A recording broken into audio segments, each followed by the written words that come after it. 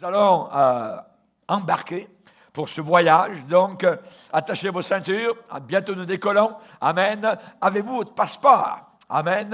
Alors, regarde. Et moi, ce soir, je vais agir comme un officier du gouvernement céleste. Amen. Afin de vous fournir un passeport pour entrer dans le ciel. Amen. C'est pas l'apôtre Pierre qui vous le donnera là-bas à la porte céleste. Amen. C'est ici-bas sur terre que vous devez avoir votre passeport, donc pour l'éternité, et une éternité non pas en enfer, mais une éternité au ciel. Le titre donc de cette conférence, Passeport pour un autre monde.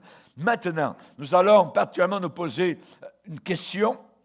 Si particulièrement je découvre en moi-même, au travers des années, au travers des saisons de la vie, la jeunesse, la maturité, et même la vieillesse, si je découvre au travers de toutes ces années-là qu'il y a un désir en moi qu'aucune expérience terrestre de ce monde n'arrive à vraiment et totalement satisfaire. Alors, qu'est-ce qui se passe? Alors, je suis obligé de conclure et de reconnaître que j'ai été conçu pour un autre monde. Rien ici-bas ne pourra jamais te satisfaire totalement. Pourquoi? Parce que Dieu l'a voulu ainsi. Il a voulu qu'il n'y ait qu'un seul lieu, qu'un seul état dans lequel nous nous retrouverons un jour, qui pourra nous satisfaire vraiment, totalement, complètement et parfaitement, c'est le ciel. Et sur la terre, même si toute votre vie va bien, si vous êtes bien marié, si vous avez une belle maison, une belle voiture, la dernière, si elle sent la cuirette parce qu'elle vient de sortir de l'usine, eh bien dans un mois, vous allez dire, « Ouais, non, comment ça se fait, cette voiture, elle a des pneus crevés. » Voyez? Vous allez être désatisfait de votre nouvelle voiture. Voyez? Si je découvre en moi-même qu'il y a un désir, qu'il y a au fond de mon âme ce désir qu'aucune expérience terrestre n'arrive vraiment à satisfaire. Pourquoi cela? C'est parce que j'ai été fait pour un autre monde. Et Dieu a mis dans ton cœur la pensée de l'éternité. La Bible dit que Dieu fait toutes choses bonnes en son temps, et même il a mis dans leur cœur la pensée de l'éternité. Nous avons tous, païens, chrétiens, tous les êtres terrestres ici-bas sur cette terre, la pensée de l'éternité. L'éternité. Nous y pensons. Nous y réfléchissons. Pour certains, ils ont peur. Pour d'autres, c'est une paix. C'est quelque chose de paisible, de s'approcher de la porte de la mort qui nous conduit vers l'éternité. Nous allons lire un passage ce soir dans la parole de Dieu et nous allons nous lever devant le Seigneur dans 2 Corinthiens chapitre 12. 2 Corinthiens chapitre 12, c'est une expérience que l'apôtre Paul a faite et il rapporte cette expérience qu'il a gardée très, très personnelle et très intime pendant des années, pendant 14 ans. Il n'en a parlé à personne. Mais à cause des faux prophètes, à cause de ceux qui avaient des supposées révélations, ainsi de suite, tout ça, Paul va dire, « Hey, je vais vous parler de quelque chose. » Et là, je lis. « Il faut se glorifier. Cela n'est pas bon. J'en viendrai néanmoins à des visions et à des révélations du Seigneur. Je connais un homme en Christ. Il ne cite même pas son nom, mais cet homme, c'est lui, l'apôtre Paul. Je connais un homme en Christ, ça veut dire sauvé, il est en Jésus, qui fut, il y a 14 ans passés, ravi, enlevé, jusqu'au 3e ciel. Si ce fut dans son corps, je ne sais pas. Si ce fut en dehors de son corps, je ne sais pas. Dieu le sait.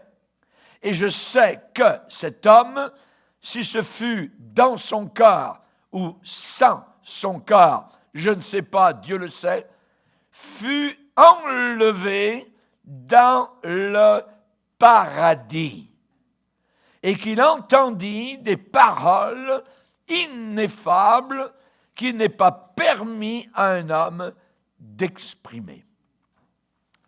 Voilà l'expérience que rapporte l'apôtre Paul 14 ans après l'avoir vécue. Seigneur, nous sommes devant toi cette soirée merveilleuse. Nous te demandons de bénir, Seigneur, la réflexion de nos cœurs, le cheminement de nos pensées. Descends dans le soubassement de nos âmes, Seigneur. Qu'il n'y ait rien de caché sous ta lumière éclaboussante, étincelante, fulgurante. Nous te demandons, Seigneur, que ta parole puisse nous aider à réaliser et à comprendre la réalité de l'au-delà. Dans le nom puissant de celui qui a quitté l'au-delà pour venir payer le prix de nos péchés, dans le nom de Jésus, nous prions ces choses. Amen. Et tout le peuple dit Amen. On peut s'asseoir, frères et sœurs, chers amis. Alléluia. Gloire au Seigneur. La plupart des gens croient dans le ciel. Qui ne croit pas dans le ciel? Levez la main ce soir. Non, OK. Il y avait une main qui s'est levée, mais la personne a mal compris. Oui.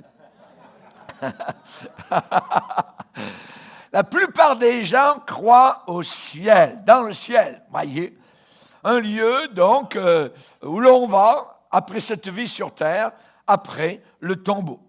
Je crois personnellement que c'est un instinct divin que Dieu a placé dans chacun de nos cœurs, c'est planté là dans notre âme humaine par notre Créateur. Dieu, nous l'avons vu dans l'Ecclésiaste, Dieu a mis cette pensée dans nos cœurs de l'éternité. Et je le dis souvent, votre petit chat, votre petit chien, votre vache n'a pas ce sentiment-là donc d'éternité. Il n'y a que l'homme qui a ce sentiment-là parce que, évidemment, ça existe. Si ça n'existait pas, pourquoi aurions-nous cette pensée de l'éternité? Cependant, si la plupart des personnes pensent qu'il y a un ciel, ces mêmes personnes ont des opinions très, très variées sur ce que c'est. J'aimerais vous dire, de prime abord, il y a 3 cieux. Dans le monde, on dit « Oh, je suis heureux, j'ai été béni jusqu'au 7e ciel. » C'est complètement faux, ça n'existe pas. Il n'y a que 3 cieux, selon la Bible, qui est la vérité. L'apôtre Paul a été enlevé à quel ciel? Nous l'avons lu. 3e. Et là-haut, il a rencontré Dieu.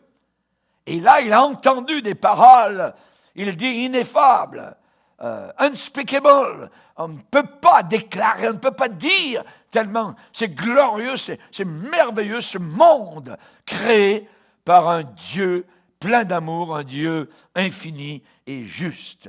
Paul a été enlevé donc au 3e ciel.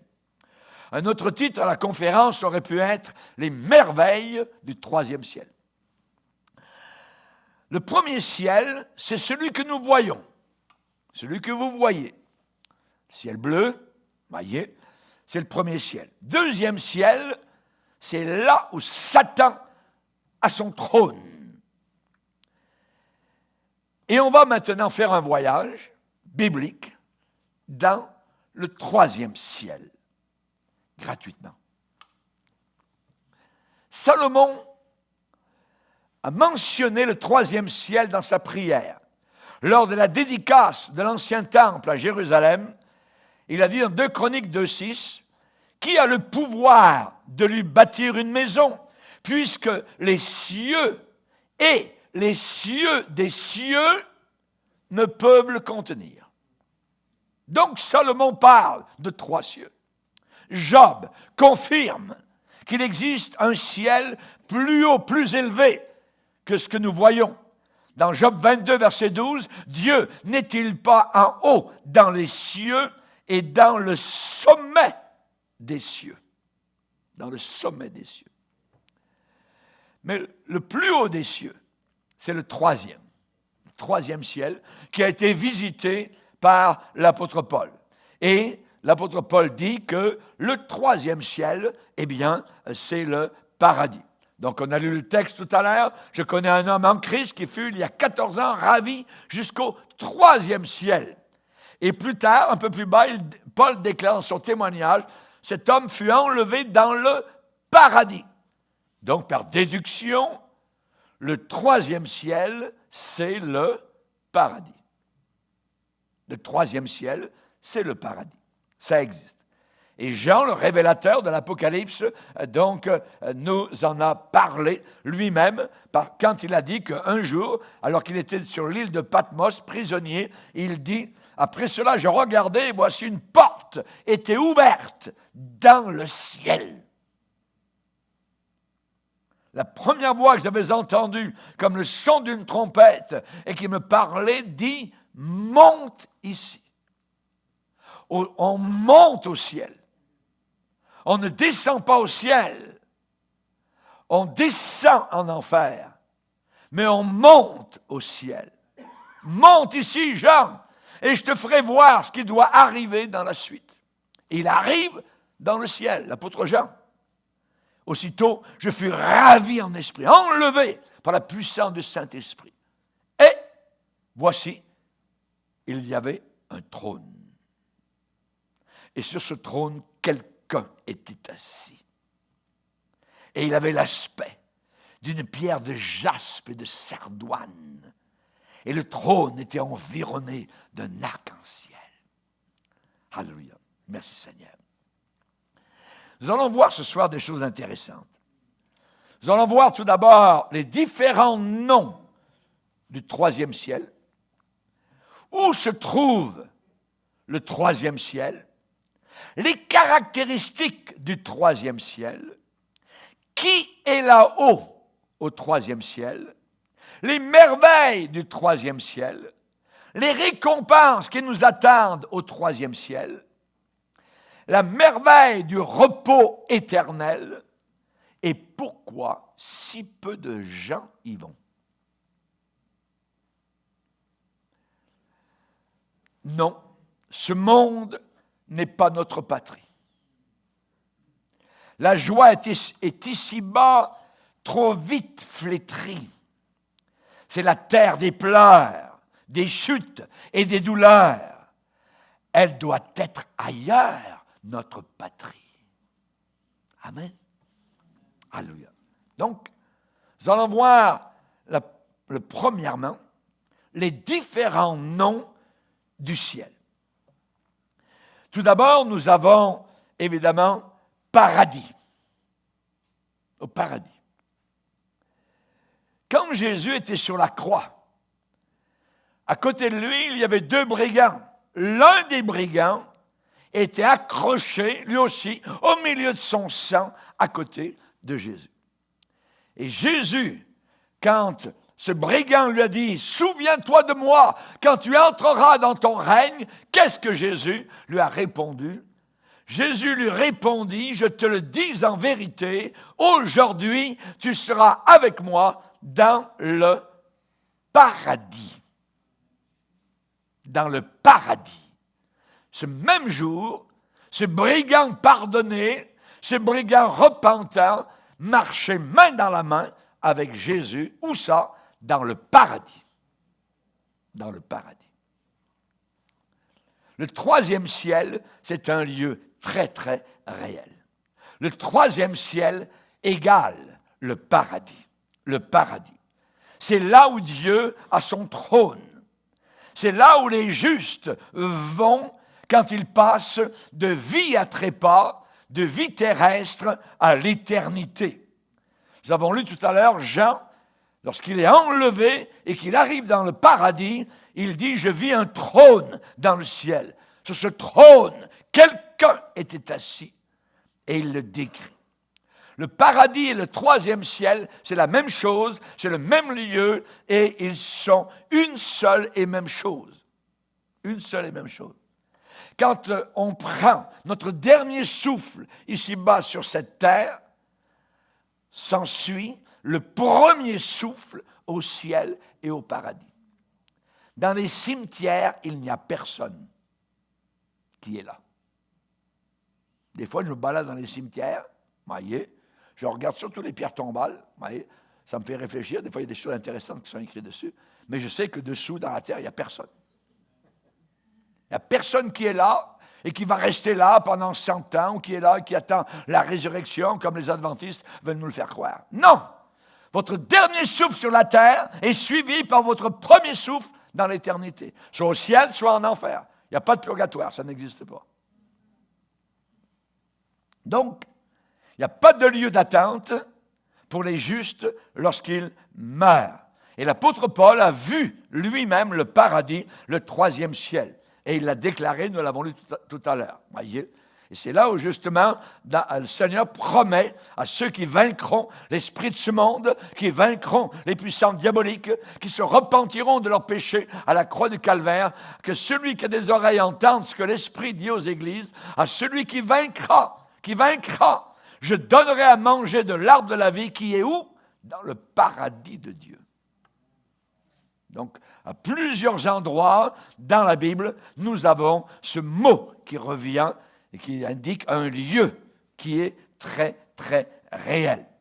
Et particulièrement, donc, Jean a décrit ce paradis comme un lieu de récompense. À celui qui vaincra, je donnerai comme récompense à manger de l'arbre de vie. C'est la vie éternelle. Voyez, la vie éternelle, qui est où? Dans le paradis. Maintenant, donc, c'est un des mots pour le ciel, troisième ciel, le paradis. Un autre mot pour le troisième ciel, la maison du Père. La maison du Père. Voyez, il y a beaucoup de maisons là-haut dans le troisième ciel. Beaucoup, des milliers, peut-être des millions de maisons.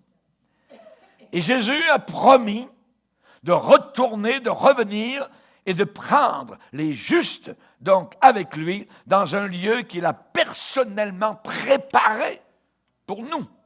Jésus l'a bien dit dans l'évangile de Jean, chapitre 14, voyez, il y a plusieurs demeures. Notez le mot demeure, dans la maison de mon Père, dans le paradis, dans le troisième ciel. Donc, si cela n'était pas, ça veut dire si ça n'existait pas, je vous l'aurais dit. Je vous aurais dit non, il n'y a pas de demeure. Non, il dit, il y a des demeures. Il y en a. Je vais vous préparer une place. Donc, paradis, maison du Père, aussi un autre mot, patrie céleste. Patrie céleste. Alléluia. La Bible parle particulièrement donc des hommes de foi, des femmes de foi qui sont morts dans la foi. Et particulièrement, eh bien, il est dit, c'est dans la foi, dans Hébreux 11, c'est dans la foi qu'ils sont tous morts, Abel, Noé, Abraham, Isaac, Jacob, Moïse, tout cela. Et ils ont reconnu que sur la terre, ils étaient des étrangers et des voyageurs, ici-bas sur cette terre. Et ils cherchaient une patrie, c'est-à-dire une céleste. Ils auraient eu le temps de retourner à leur patrie terrestre, mais non, ils ont préféré marcher dans la direction de la patrie céleste. C'est le paradis. La Bible dit dans Hébreux 11, 4, ceux qui parlent ainsi montrent qu'ils cherchent une patrie. Est-ce que vous cherchez une patrie? Amen.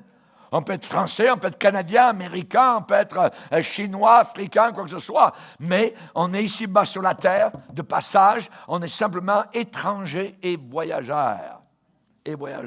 Mais nous cherchons une patrie. Et la Bible dit une meilleure que celle qui est sur la terre.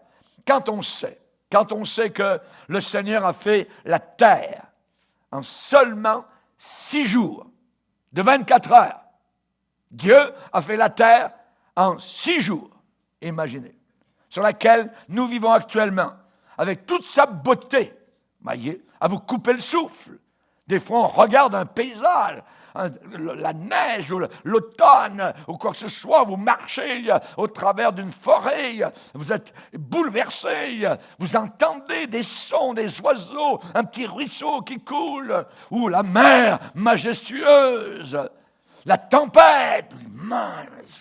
Vous êtes, je dirais, bouleversé de voir cette beauté qui existe ici-bas sur cette terre. Pouvez-vous alors imaginer comment notre pays céleste va être glorieux? va être glorieux. David disait, Éternel notre Seigneur, que ton nom est magnifique, magnifico, voyez, sur toute la terre. Qu'on aille dans le désert du Sahara, qu'on aille au travers des jungles africaines, qu'on aille en Asie, qu'on aille dans les îles du Pacifique. Tout est magnifique, tout est glorieux. Les montagnes des Rocheuses, les Alpes en Suisse, c'est magnifique. Vous regardez pas ça à l'horizon, vous regardez ça comme ça, parce que c'est tellement haut. Et vous êtes au pied des montagnes. C'est puissant, c'est glorieux. Il y a quelqu'un qui a créé ces choses-là. Voyez? Alors imaginez, il faut que nous nous arrêtions absolument de penser que le ciel, c'est à peu près comme un lieu invisible où les justes flottent sur les nuages. Voyez? On ne sera pas sur des flotteurs là-haut. Non, non. Voyez? Avec des petits nuages en duvet, en peluche, ainsi de suite, voyez. Hein? Non, non. Voyez? Il faut voir et imaginer le ciel comme Dieu le voit. Le grand bâtisseur des siècles, dans les plus hauts cieux, a créé, écoutez bien, une ville spectaculaire. Son nom, ce n'est pas Paris, New York, Londres, Johannesburg ou Kinshasa. Non. La nouvelle Jérusalem. Alléluia. Une ville dont la Bible nous donne les dimensions qui existent. 2200 km de long, 2200 km de large et 2200 km de hauteur. Cube parfait, glorieux, translucide. Inimaginable, ce que Dieu est capable de faire. Vous allez en avoir le souffle coupé quand vous allez arriver. J'aimerais être à côté de vous durant les 5 premières minutes. Alléluia. Une ville spectaculaire. Et ce n'est que le centre de cet univers merveilleux vers lequel nous allons. Nous allons monter comme une flèche. On ne marchera pas. La puissance de Dieu est si glorieuse et magnifique, alléluia. Vous allez vous élancer, alléluia, et vous allez arriver en un instant, vous serez rendu dans la gloire éternelle. Il y a des demeures merveilleuses et splendides sur des rues en or pur. L'or que nous avons ici-bas sur terre est impur. Vous ne pouvez pas, vous prenez un lingot d'or, essayez de regarder au travers. Niette. Vous ne pouvez pas regarder au travers d'un lingot d'or. Là-haut, des rues entières sont pavées d'or. Et l'or est tellement pur qu'il est translucide. On voit au travers. Alléluia.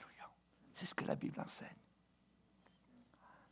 Maintenant, nous allons nous poser une autre question. Où se trouve le ciel? Il est où? Il est au ciel. Oui. Ésaïe, le prophète, donne la réponse la plus claire de toutes les Écritures sur la localisation du troisième ciel. Ésaïe est un prophète qui rapporte des paroles qui viennent du Seigneur. Et lorsque le Seigneur parle particulièrement au diable, cet ange qui s'est rebellé et qui a emmené un tiers des anges avec lui qui sont devenus des démons. Raison pour laquelle vous voyez tout ce que vous voyez autour de la planète Terre, vous voyez des tueries, du sang qui coule, tout ça, ce sont les démons, ce n'est pas Dieu. Conduit par un être maléfique qui s'appelle Satan ou Belzébul, le serpent ancien. Et Dieu dit dans Ésaïe, au sujet du diable, « Hey, te voilà tombé du ciel, ô Lucifer, astre brillant », c'est ça que ça veut dire. Fils de l'aurore, ça veut dire fils du matin, car tu disais en ton cœur, je monterai au ciel, j'élèverai mon trône au-dessus des étoiles de Dieu et je m'assiérai sur la montagne de l'assemblée à l'extrémité du septentrion. Au nord, l'extrémité du septentrion. Le ciel, c'est au nord. Le ciel se trouve à l'extrémité du septentrion. Satan dit, je m'assiérai sur la montagne de l'assemblée à l'extrémité du septentrion. Qu'est-ce que le Seigneur a dit? Il a dit, je vais vous préparer une place. C'est ça? Dans l'original grec, place, c'est topos, qui a fait en français la topologie, ou la topographie, ou la toponymie. Je vous ai préparé un topos, un lieu. La toponymie, c'est le nom d'un certain lieu.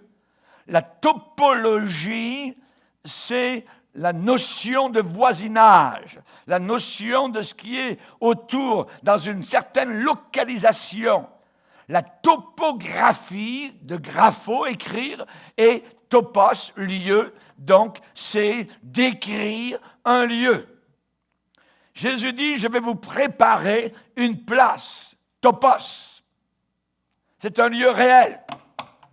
Ce n'est pas dans le vide, ce n'est pas dans les airs, ce n'est pas dans les ondes. C'est un lieu aussi réel que la chaise sur laquelle tu es assis. Topos. C'est le même mot que l'on trouve, par exemple, vis-à-vis de Marie et Joseph, lors de la naissance de Jésus, il n'y avait pas de place pour eux dans l'hôtellerie. Il n'y avait pas de topos. Il n'y avait pas de place. Donc, c'est un endroit réel. Pas de place dans l'hôtellerie. Dans Luc 14, lorsque Jésus a dit, en parlant de la parabole des invitations à venir à un banquet, il a dit, il y a encore de la place. C'est topos. Topos, c'est un lieu. Et le troisième ciel est localisé en haut. En haut. La Bible dit, en parlant de Jésus, celui qui est descendu, Jésus, sur la planète Terre, c'est le même qui est monté au-dessus des cieux. Au-dessus, que dis-je des cieux? De tous les cieux. Donc nous avons la planète Terre, voyez, et je dirais, quelque part au nord, à l'extrémité du septentrion, quelque part là-haut c'est le ciel. Un lieu, une vie, une famille, des maisons. Et je vais vous le décrire tout à l'heure. C'est au-dessus des étoiles. C'est en haut et c'est au-dessus des étoiles. La prière de Salomon à la dédicace du temple à Jérusalem, dans 1 Roi 8, verset 23, « Ô Éternel, Dieu d'Israël, il n'y a pas de Dieu semblable à toi, ni en haut dans les cieux, ni en bas sur la terre. Tu gardes l'alliance et la miséricorde envers tes serviteurs qui marchent en ta présence de tout leur cœur. » Il n'y a aucun Dieu comme toi, ni en haut, dans les cieux. Dans les cieux. Le troisième ciel, donc, est localisé en haut. Le troisième ciel est localisé au-dessus des étoiles. Et le troisième ciel est localisé dans la partie de l'univers la plus au nord. Quand on pointe depuis la planète Terre, les matins, particulièrement quand je sors pour aller faire mon temps de prière, je vois régulièrement, donc, la Grande Ourse. Et en bout de la Grande Ourse, vous avez l'étoile polaire. Et je me dis, dans cette direction, quelque part, là-haut, c'est là-haut que je m'en vais, vers l'éternité. C'est au nord, l'extrémité nord. C'est là qu'est le ciel. C'est ce que la Bible enseigne. Le paradis, la maison du Père, la patrie céleste. La Bible dit que le Seigneur, dans Job 26, verset 7, il étend le nord sur le vide et il suspend la terre sur le néant, sur le rien. Regardez la terre. Elle est suspendue sur quoi? Qu'est-ce qui la tient? Qu'est-ce qui la fait tourner? Rien. Il n'y a personne. Elle pourrait s'en aller, elle pèse lourd. Elle pourrait dériver, elle pourrait faire toutes sortes de danses, voyez, hein? Elle pourrait perdre sa trajectoire. Mais il y a Dieu qui tient ça. Et actuellement, elle est penchée de 23 degrés. Et comment se fait-il qu'autour du 21 décembre, tout d'un coup, alors que les jours descendent, toc, ça revient. On repart vers la longueur des jours. Qui fait ça?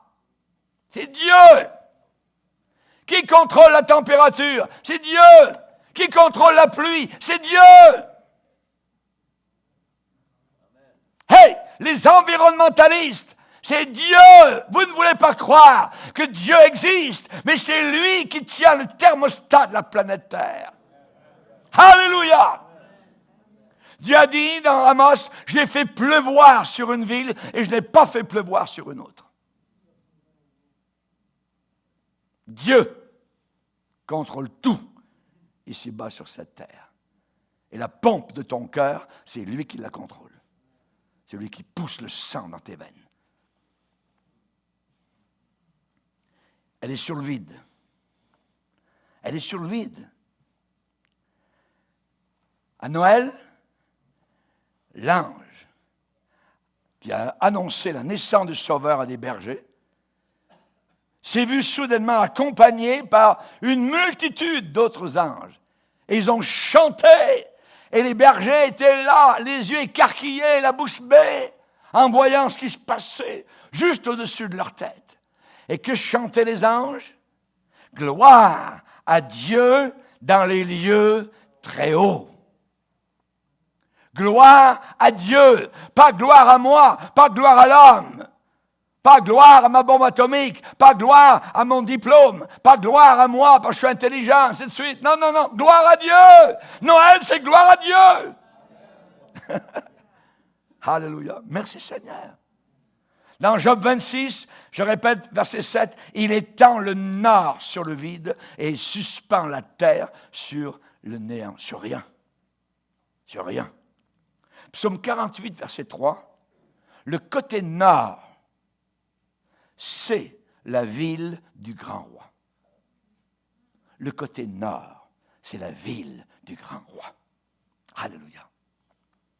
Vous savez, essayez de suspendre quelque chose, vous, sur du néant. Est-ce que je pourrais suspendre ça juste? Essaye. Mon cahier, tu vas rester là. Non, le cahier, il ne veut pas rester. Mais la terre, elle reste dans le vide. Il y a des centaines de kilomètres à l'heure. Les avions de la misère allaient plus vite que la terre. Et on n'entend pas un seul bruit. C'est formidable. Il y a quelqu'un qui fait lever le soleil le matin. Ce n'est pas le soleil qui se lève, c'est la terre qui vient de tourner. Essayez de faire tenir une plume dans les airs. L'homme n'est même pas capable de prendre une plume si légère et de la faire tenir dans les airs. Mais Dieu est capable de faire tenir cette boule des milliards de kilos je dirais, qui pèsent sur le vide. Sur le vide. Et pas seulement pendant un jour, pendant des siècles et des siècles, pendant des millénaires. Merci Seigneur. L'homme n'est même pas capable d'accrocher une plume sur du vide. L'homme n'est même pas capable de faire tenir, de suspendre une plume sur du rien. Mais la Bible dit que Dieu suspend la terre sur le néant. Dieu, sans aucun effort de sa part, a lancé, a positionné les brillantes étoiles et a placé la terre sur le vide. Et tout cela, il le tient en place par la puissance de sa parole. Sa parole. Dans Hébreux 1er chapitre, il est dit que Dieu soutient toutes choses par sa parole puissante. Cette parole, la Bible, c'est puissant. Votre vie a été changée pour beaucoup par la puissante parole de Dieu. elle est forte. Elle a renversé nos raisonnements devant le Dieu éternel. L'homme a la bouche fermée. Et c'est tant mieux. Le roi David, qui était un homme d'État, qui était un guerrier, qui était un poète, qui était un prophète, il a mis le doigt sur la localisation du troisième ciel, la topologie du troisième ciel. Vous savez ce qu'il a dit? Il a dit, ce n'est ni de l'Orient, ce n'est ni de l'Occident, ce n'est ni du désert que vient l'élévation, la promotion. On va reprendre ce verset. Ici, dans ce passage, dans Psaume 75, verset 7, David parle de 3 points cardinaux. Il a dit, ce n'est ni de l'Orient, l'Est, ce n'est ni de l'Occident, l'Ouest, ce n'est ni du désert au Sud. Pour le Juif, le Sud, c'est le désert. Voyez? Donc, que vient l'élévation, que vient la promotion. La loi de la raison nous dicte donc que si la promotion ne vient pas ni de l'Est, ni de l'Ouest, ni du Sud, on a 3 points cardinaux qui sont mentionnés, alors elle vient d'où? Elle vient du seul point cardinaux qui reste, qui est le Nord. Le Nord. Si le trône de Dieu est dans le 3e ciel, sa promotion, son élévation vient du Nord. Du Nord. Alors la localisation du 3e ciel, c'est au Nord. C'est au Nord. Psaume 48, verset 3. Belle est la colline, joie de toute la terre, la montagne de Sion, le côté septentrional, ça veut dire le côté nord, c'est la ville du grand roi, la nouvelle Jérusalem. Merci Seigneur. Voilà ce que la Bible dit. Voyez, le côté septentrional. Le septentrion, c'est toujours le nord, évidemment. Donc, c'est la ville du grand roi. Donc, je me suis toujours demandé pourquoi chaque boussole sur la terre est attirée de façon magnétique vers le vrai nord magnétique. Je vais vous le dire. Je crois que c'est à cause de Dieu. Il règne de son trône dans le 3e ciel au nord. Il dirige notre attention vers notre maison éternelle.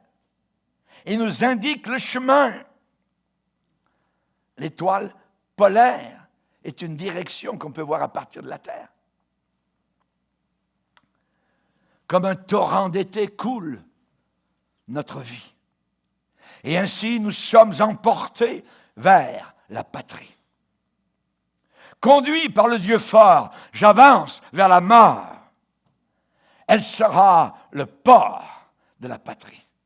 Et je veux entrer dans le port, toute voile ouverte, remplie par le vent du Saint-Esprit. Alléluia. Sans crainte désormais, quoique meurtri, mon âme marche en paix vers la patrie. Et lorsque je suis lassé et fatigué, une voix me dit tout bas, courage, encore un pas vers la patrie. Auprès de ton Sauveur, âme ravie, tu verras le bonheur et la patrie. Paix, amour, liberté, joie, immortalité dans la sainte cité, dans la patrie. Nous allons voir maintenant les caractéristiques du 3e ciel. La première caractéristique, c'est un lieu d'une beauté inimaginable. Un lieu d'une beauté inimaginable. Quand on a accordé à l'apôtre Paul une visite guidée du ciel, cet homme, Paul, qui avait des capacités cérébrales de description, évidemment, il pouvait décrire, eh bien, tout cela dépassait de loin ce qu'il avait vu. Incapable de décrire ce qu'il avait vu. Et pourtant, Paul dépassait Shakespeare, il dépassait Milton, et ainsi de suite, tous ces grands écrivains. Et incapable de dire tout ce qu'il a vu là-haut, au 3e ciel, dans le paradis, dans la maison du Père. Il a simplement déclaré une chose. Il a dit, la ville n'a besoin ni de soleil, ni de la lune pour l'éclairer, car la gloire de Dieu l'éclaire, et l'agneau est son flambeau. Il a dit, ce sont des choses que l'œil n'a pas vues, que l'oreille n'a pas entendues, et qui ne sont pas montées au cœur de l'homme, des choses que Dieu a préparées pour une certaine catégorie, ceux qui l'aiment. Aimes-tu le Seigneur? Alléluia. Il y a des choses que Dieu a préparées pour toi dans la gloire éternelle. Alléluia. Ensuite, on peut dire que c'est un lieu d'une luminosité éclatante, très, très brillante. On se rappelle que lorsque Jésus est venu sur la terre et qu'il est apparu à Saul de Tarse dans sa rébellion, eh bien, il est dit qu'une lumière venant du ciel resplendit autour de lui. Et dans Acte 27, il va dire, je ne voyais rien à cause de l'éclat de cette lumière. Et plus loin, dans Acte 26, il répète son témoignage et il dit, la lumière, c'était une lumière dont l'éclat surpassait celui du soleil. Là-haut, chers amis, au 3e ciel, eh bien, on n'aura pas besoin d'un soleil ou de la lune. Non. Les rachetés vont marcher à la lumière et à la gloire de l'agneau. Et Jean, le révélateur, a décrit évidemment donc ce que nous venons de lire. La ville là-haut n'a besoin ni du soleil ni de la lune pour l'éclairer, parce que la gloire de l'Éternel l'éclaire et l'agneau qui est Jésus-Christ et son flambeau. C'est lui, c'est de lui, à partir de lui. Il est le kérigma, il est le centre, il est le noyau de toute la vie de l'univers. Tout vient de lui, tout part de lui, et tout va à lui. Tout genou fléchira devant lui, autant rebelles que les sauvés. Alléluia. Merci Seigneur. Merci Seigneur. Il n'y aura plus de nuit. Vous qui avez envie de vous reposer toujours, tout ça, vous n'aurez pas de lit là-haut. Il n'y a pas de lit parce qu'on ne dort pas. Parce que la terre, ici, elle tourne. Là-haut, c'est stable. Il n'y a pas de nuit. Et il n'y aura plus de nuit. Et nous n'aurons besoin ni de lampe, ni de lumière, parce que le Seigneur Dieu nous éclairera et nous régnerons au siècle des siècles. Apocalypse 22, verset 5. C'est un lieu aussi de service. Nous allons servir le Seigneur là-haut.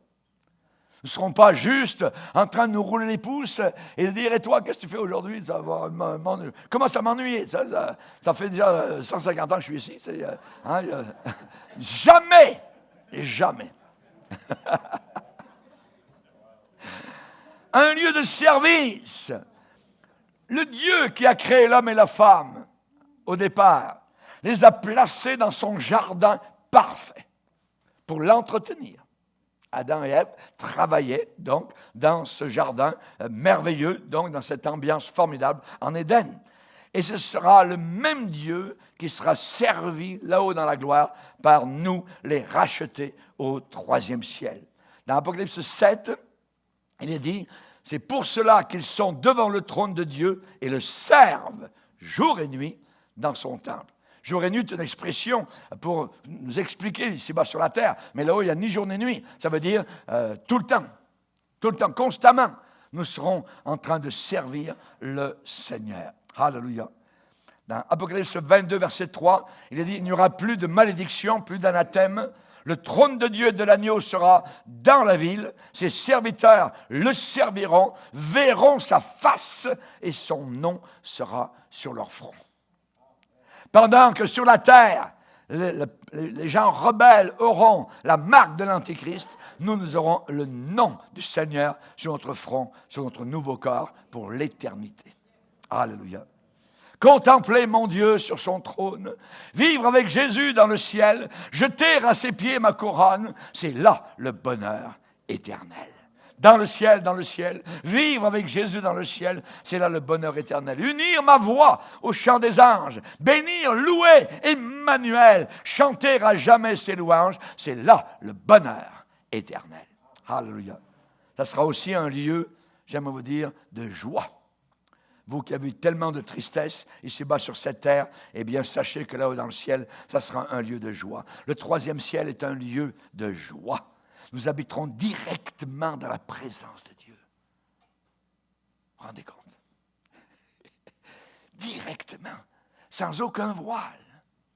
Parce que lorsque Jésus est mort à l'extérieur des murailles de Jérusalem, à 3 heures de l'après-midi, au moment où son menton a touché sa poitrine et qu'il a crié « Tout est accompli », au même instant, à Jérusalem, à l'intérieur du temple, le voile qui séparait le lieu saint du lieu très saint a été déchiré de haut en bas par un doigt invisible, montrant que maintenant l'homme avait accès au Saint des Saints, à la présence même de Dieu, à cause de ce qui venait d'être accompli en couleur rouge à l'extérieur des murailles de Jérusalem. Un lieu de joie. La Bible dit, il y a d'abondantes joies devant ta face. Devant ta face. Rappelez-vous un peu, quels ont été les meilleurs moments de votre vie? C'est quand vous avez prié Dieu, cherché Dieu, vivant proche de Dieu. Quand vous avez une vie, je dirais, enflammée, ce premier amour. Hallelujah.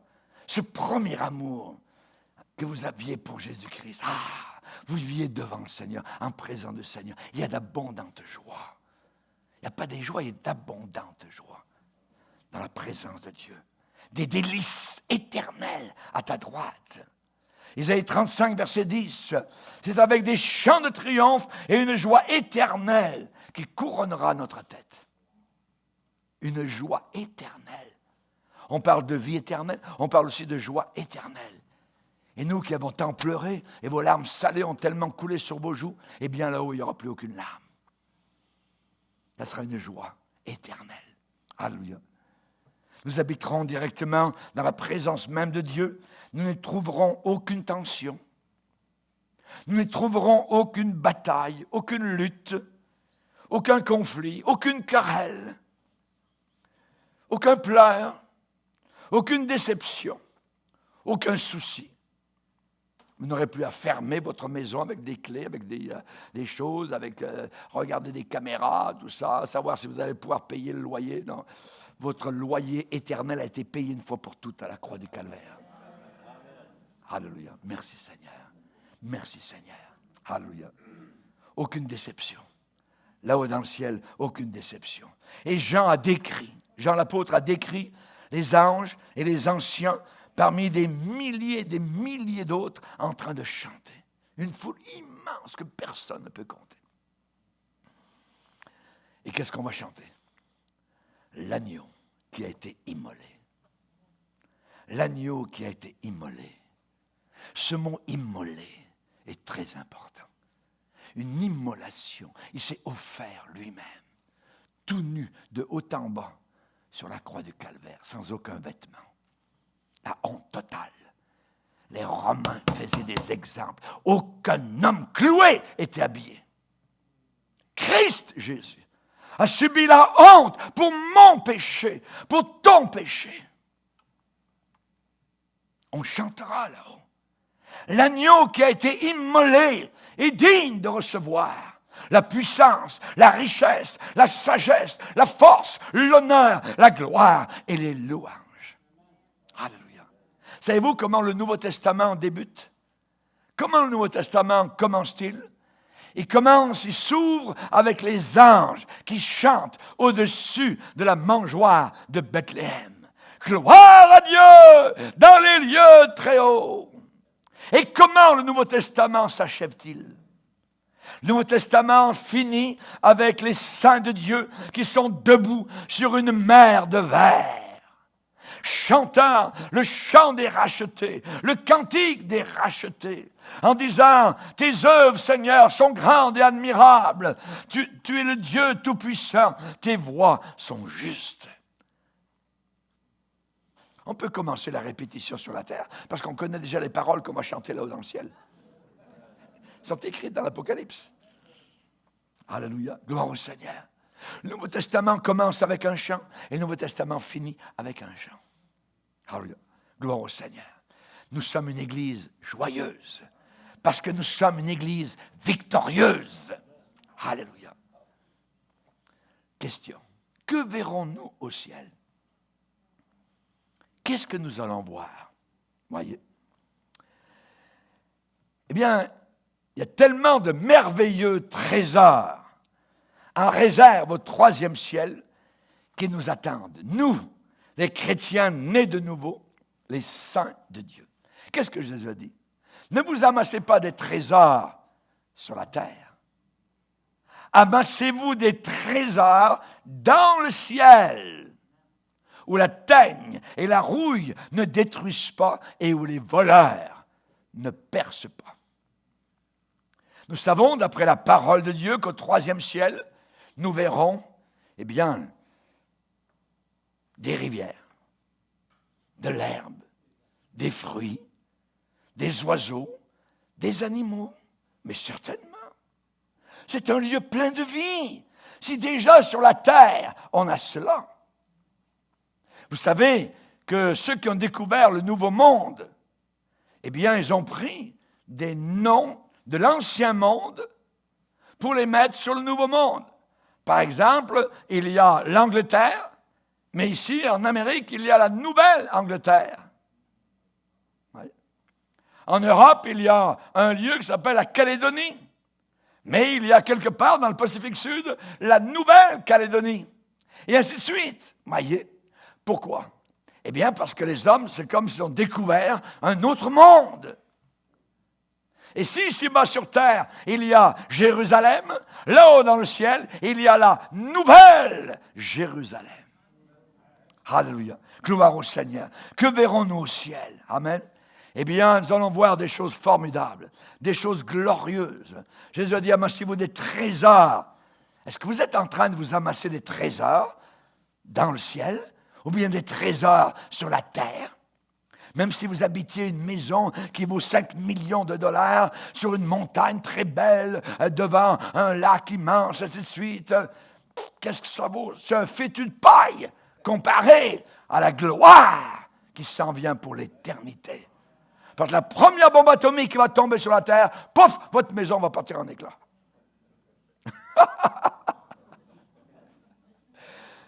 Amassez-vous des trésors dans le ciel. Dans le ciel. Dans le ciel. Alléluia. Et nous savons, d'après la parole de Dieu, qu'au troisième ciel, nous verrons, c'est certain, des rivières, nous verrons des montagnes, nous verrons des arbres qui produisent des fruits pour une thérapie, pour une santé parfaite. La Bible dit, Jean a vu un fleuve d'eau de la vie limpide comme du cristal et un arbre de vie. Un fleuve d'eau de la vie. Ce n'est pas comme un fleuve d'eau ici-bas sur la terre. Là-haut, c'est un fleuve d'eau de la vie. C'est une eau spéciale. C'est une eau qui a la vie en elle-même, imprégnée à l'intérieur. La vie est là. Ici-bas, les couleurs nous proviennent parce que nous les regardons à l'extérieur, par réverbération. Mais là-haut, les couleurs viennent de l'intérieur des fleurs. C'est une couleur inimaginable. Netteté. Formidable. Nous n'avons pas vu sur la terre. Il y a des animaux au ciel. Qui est venu enlever Élie quand Élie n'est pas passé par la mort, juste devant le Jourdain? Il est dit que des chevaux de feu sont venus et ont emporté Élie au ciel. Et le serviteur Élisée, regardez, c'est quoi? Des chevaux.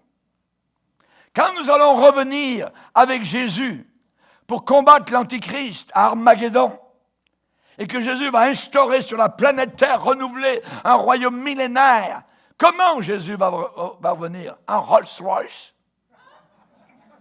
Non. Sur un cheval blanc. Et nous, les armées du ciel, nous serons avec Jésus derrière lui sur des chevaux blancs. Pasteur, j'ai jamais appris à aller à cheval. Ah, vous allez apprendre. Il y a des chevaux dans le ciel. C'est un monde merveilleux et glorieux qui nous attend. Alléluia. Nous verrons une ville. Jean dit, je vis descendre la ville sainte. Il l'a vue, parée comme une épouse, prête pour son jour de mariage.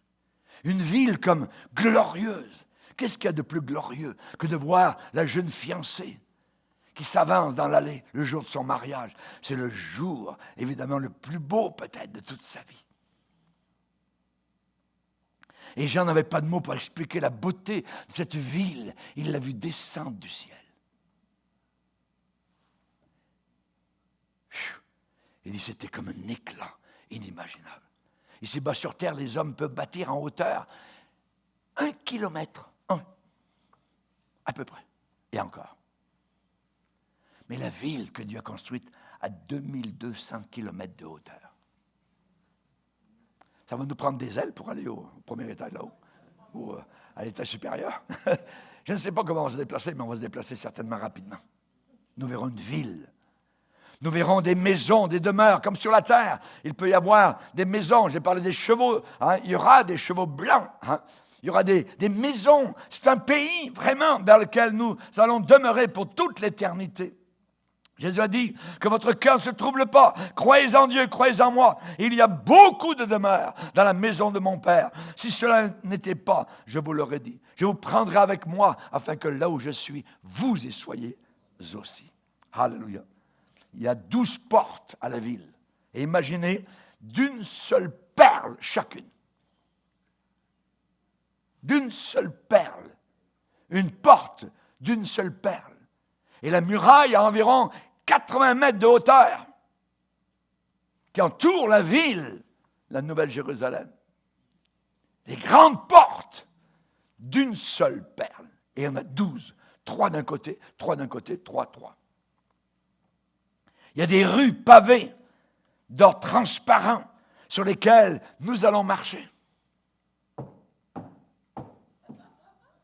Ça sera de l'or translucide. J'en ai parlé. De l'or totalement pur. Voyez, on appelle ça de l'or diaphane qu'on peut voir au travers. Et il n'y a que l'atome ici-bas sur terre qui est capable de rendre une barre d'or translucide. Nous entendrons des instruments de musique, des chants glorieux. Je vous promets, ce ne sera pas du rock, ni du hip-hop. Des chants glorieux que nous entendrons. Nous irons aussi vers une table de banquet qui a été prévue, à laquelle nous allons nous asseoir, préparer pour le souper, le mariage de l'agneau. L'Église de Jésus-Christ, de tous les temps, réunie au complet, s'unissant à son Sauveur pour l'éternité. Alléluia. Heureux, nous dit la Bible, ceux qui sont appelés au festin des noces de l'agneau. Heureux ceux qui sont appelés au festin des noces de l'agneau. Nous allons terminer là cette première partie. Nous allons continuer tout à l'heure, sur ce lieu glorieux et merveilleux. On va baisser nos têtes. Seigneur, merci. Merci pour ces instants, Seigneur. Tout ce que tu nous as acquis, cet héritage de gloire. Nous sommes héritiers. Et nous te bénissons, Père, de nous avoir donné ton Fils. Et nous voulons dire avec l'apôtre Pierre, béni soit Dieu, le Père de notre Seigneur Jésus-Christ, qui s'est donné pour nos péchés à la croix du Calvaire, pour un héritage qui ne se peut ni corrompre, ni souiller, ni flétrir, lequel nous est réservé dans les cieux. À nous qui, par la foi, sommes gardés pour le salut, prêt à être révélé dans ces derniers temps. Amen. Amen. Et tout le peuple dit Amen. Gloire à Dieu. On va se lever ensemble, frères et sœurs.